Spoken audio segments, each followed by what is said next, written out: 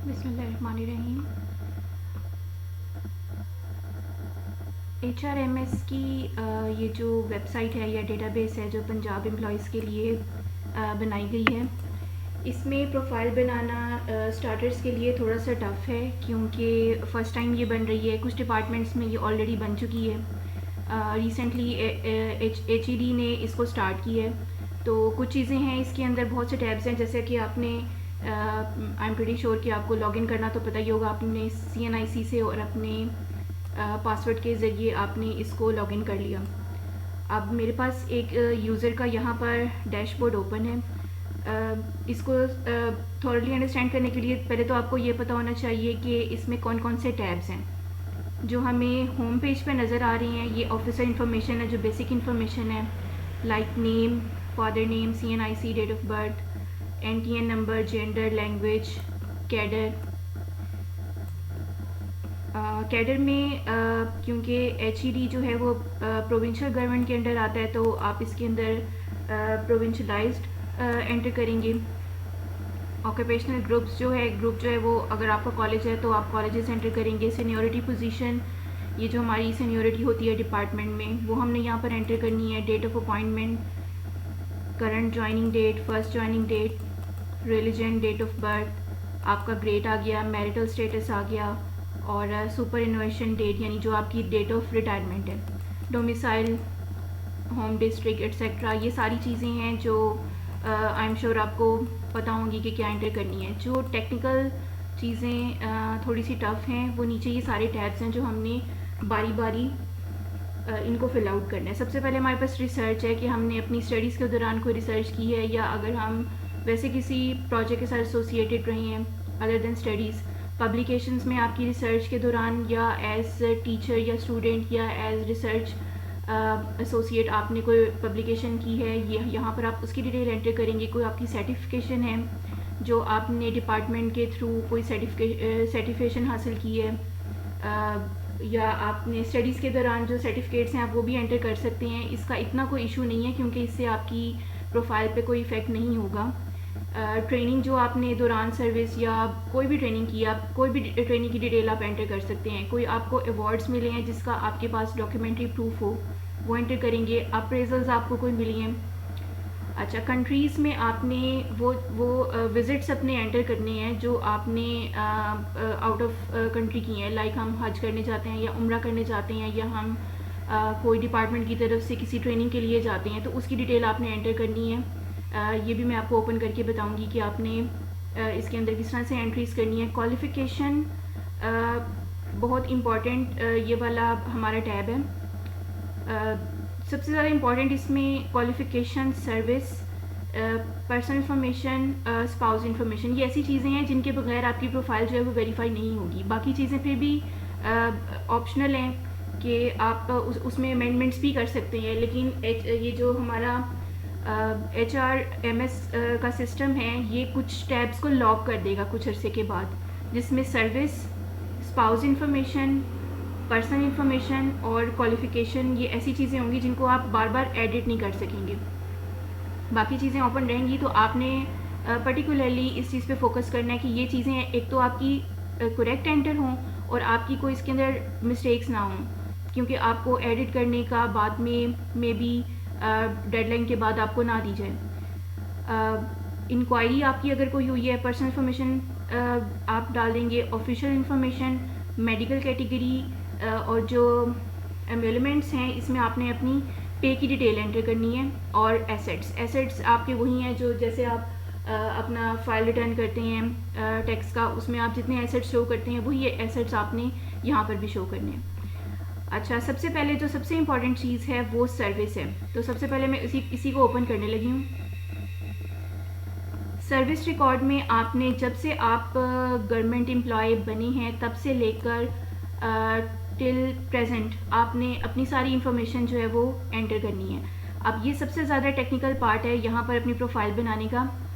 तो जिस तरह से यहाँ पर मैंने इस यूज़र की डिटेल्स एंटर की हैं, सबसे पहले तो आपने क्या करना है कि इन्होंने 2015 से अपनी सर्विस स्टार्ट की है। यहाँ से आप ऐड पे जाएंगे। सबसे पहले आपने ईयर एंटर करना है। 2015 में सर्विस स्टार्ट हुई, यहाँ से हमने वो चूज़ कर लिया। सर्विस ईयर, अब क्योंकि ये इनका फर्स्ट ईयर काउंट होगा एज गवर्नमेंट एम्प्लॉय, तो हम यहाँ पे 1 एंटर करेंगे। नैरेटिव पोस्ट हेल्ड, यहाँ पर हम लिखेंगे कि एज लेक्चरर ज्वाइन किया।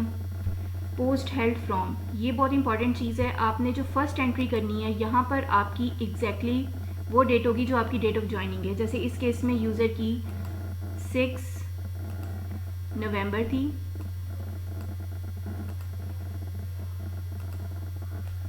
2015।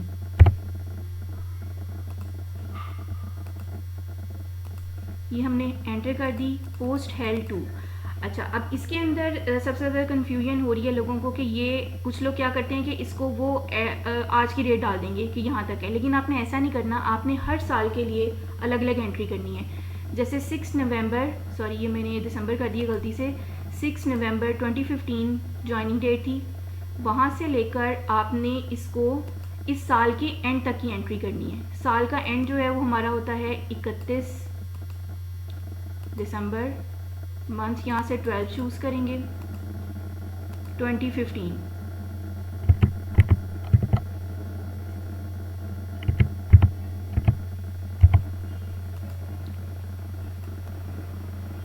ग्रेड आपने चूज़ करना है।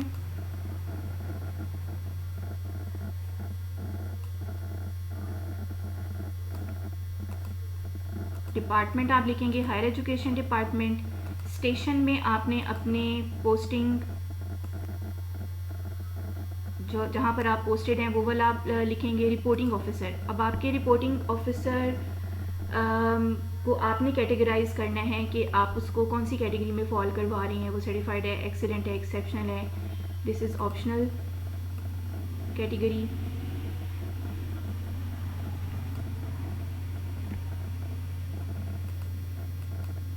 अच्छा यहाँ से अब आपने अपनी जो ACR है वो आपने उस साल की अपलोड करनी है।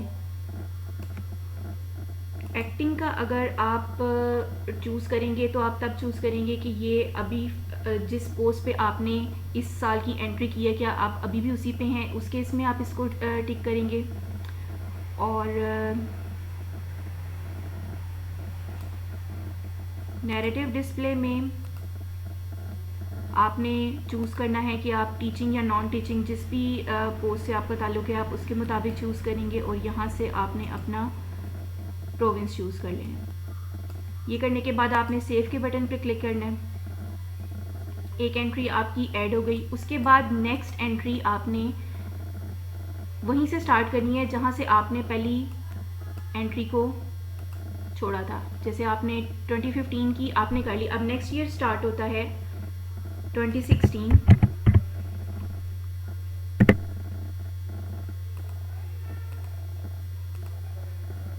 ये अब आपका दूसरा सर्विस ईयर है, तो आपने 2 एंटर कर दिया।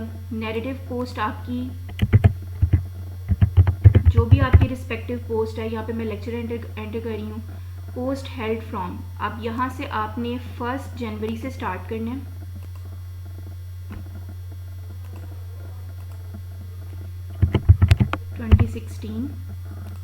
पोस्ट हेल्ड टू में आपने 31 जो आपका लास्ट डे है ईयर का वो एंटर करना है, 31 दिसंबर 2016। आप अभी उसी पोस्ट पे हैं तो आपने एक्टिंग पे क्लिक कर देना है। यहाँ से आप अपना स्केल चूज़ करेंगे।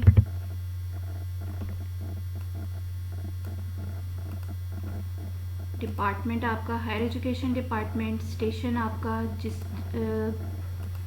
जहाँ पर आपकी पोस्टिंग है। रिपोर्टिंग ऑफिसर की आपने कैटेगरी डालनी है कि आप उसको क्या ग्रेड दे रही हैं, एक्सीलेंट है, एक्सेप्शनल है, आउटस्टैंडिंग, पुअर, व्हाटएवर जो भी आप डालना चाहें। काउंटर साइनिंग ऑफिसर की भी आपने लगानी है। प्रमोशन अगर आपकी है तो आपने वो एंटर करना है कि इस साल में अगर आपकी कोई प्रमोशन हुई है। नैरेटिव डिस्प्ले को आप चेक करें और इसमें टीचिंग का आपने चूज़ किया ऑप्शन और आपने अपना प्रोविंस चूज़ कर लिया और इस साल की ACR की जो इमेज है वो आपने अपलोड कर देनी है। यहाँ पर सबसे एक और इम्पॉर्टेंट चीज़ आती है कि अगर आपकी दौरान सर्विस कोई भी चेंज आया है, फॉर एग्ज़ाम्पल आपकी ट्रांसफ़र हुई है या आपकी प्रमोशन हुई है या आपको कोई पे पैकेज मिला है, तो वहाँ पर आपने एक एंट्री को ब्रेक करना है। फॉर एग्ज़ाम्पल 2017 में आपने आपकी ट्रांसफ़र हो गई है, तो आपने अपनी एंट्री स्टार्ट करनी है 1 जनवरी 2017 से आप स्टार्ट करेंगे। फरवरी में अगर आपकी ट्रांसफ़र हो जाती है, फॉर एग्ज़ाम्पल 18 फरवरी को होती है, तो आपने पोस्ट हेल 2 को 17 फरवरी 2017 पर आपने एंटर करके और अपना पोस्टिंग स्टेशन अपना प्रीवियस डाल के आपने एक एंट्री सेव कर लेनी है। फिर आपने दोबारा से ऐड के बटन पे जाना है और 18 फरवरी से लेकर 31 दिसंबर 2017 तक आपने एंटर करके और अपने नए स्टेशन का नाम लिखकर आपने एंटर करना है। इसी तरह से अगर फॉर एग्जांपल आपको कोई ग्रेड अब मिला है, आपकी प्रमोशन हुई है या पे पैकेज मिला है आपको, तो आपने साल को उस लिहाज से ब्रेक करना है। उस केस में आपको प्रीवियस स्केल जिस डेट से स्टार्ट हुआ है उससे प्रीवियस डेट की एक एंट्री आपने करके सेव का बटन दबाना है। फिर दोबारा से ऐड बटन करके जिस डेट को आपका एक्टिव हुआ है वो स्केल वहाँ से स्टार्ट करके आपने 31 दिसंबर तक आपने उस एंट्री को ब्रेक करना है। तो जो किसी भी किस्म का जब भी चेंज आएगा तो आपने डेट के लिहाज से उस एंट्री को आपने ब्रेक करना है। जब आप इसको सेव कर लेंगे तो आपने होम पे जाना है, तो आप डैशबोर्ड पे आ जाएंगे। अच्छा, सर्विस की ये सबसे ज़्यादा इम्पॉर्टेंट कैटेगरी थी, इसलिए मैंने यहाँ से स्टार्ट किया है। ये कोई मतलब ऐसी कोई आप बाउंड नहीं है कि आपने इसको सीक्वेंस वाइज ही करना है। जैसे जैसे इन्फॉर्मेशन आपके पास है आपने उस लिहाज से इसको करते जाना है। एंड पर आपने ICP चार्ट खोलना है या आप इसको टाइम टू टाइम खोल के देख सकते हैं।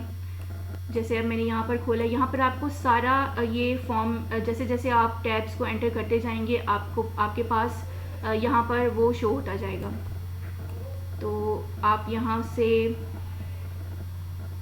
चेक कर सकते हैं कि आपकी कौन कौन सी कैटेगरीज आपने एंटर कर दी हैं।